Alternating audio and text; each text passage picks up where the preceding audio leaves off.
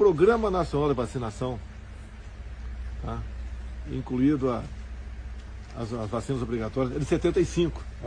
Tá? A lei atual incluiu a questão de pandemias lá. Mas a lei é bem clara. E quem define isso é o Ministério da Saúde. Tá? O meu ministro da Saúde já disse claramente que não será obrigatória essa vacina e ponto final. Outra coisa, tem um governador também aí que está se intitulando aí o médico do Brasil, dizendo que ela será obrigatória. Repito que não será. Da nossa parte, a vacinação, quando estiver em condições depois de aprovada pela Ministério da Saúde e com comprovação científica, tá?